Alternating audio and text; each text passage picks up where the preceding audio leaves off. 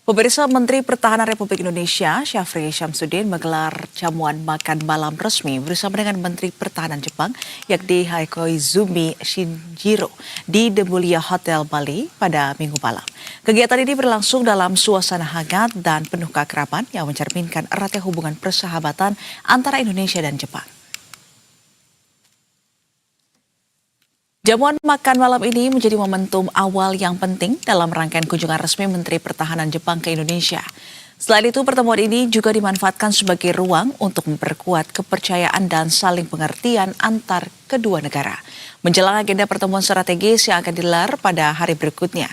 Kegiatan ini juga merupakan bagian dari cultural visit yang secara umum menjadi bagian dalam setiap forum pertemuan bilateral maupun multilateral di mana negara tuan rumah memperkenalkan kekayaan budaya dan tradisinya kepada mitra negara.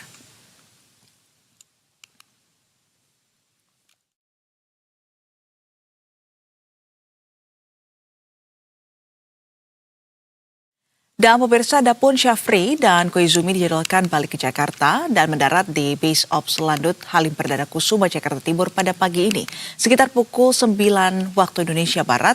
Dan untuk melihat situasi terkini jelang kedatangan kedua Menteri Pertahanan ini, sudah bergabung bersama kami langsung dari Halim Perdana Kusuma ada jurnalis BUniverse Basudewa Supraja. Selamat pagi, Diwa. Seperti apa persiapan kedatangan kedua Menteri Pertahanan dari Halim, Diwa? Ya, selamat pagi Nisrina. Saat ini memang Menteri Pertahanan Jepang dan juga Menteri Pertahanan RI akan tiba di Jakarta, tepatnya di Bandara Halim Perdana Kusuma, nanti dijadwalkan sekitar pukul 9.30 waktu Indonesia Barat.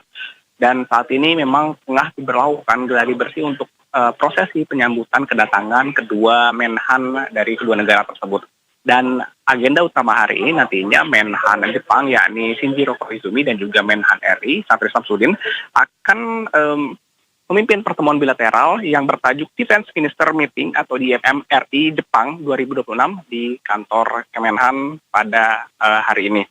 Dan nantinya juga puncak acara akan dilanjutkan dengan rencana penandatanganan Defense Cooperation Arrangement atau DCA atau kesepakatan kerjasama pertahanan yang baru antara Indonesia dan juga Jepang.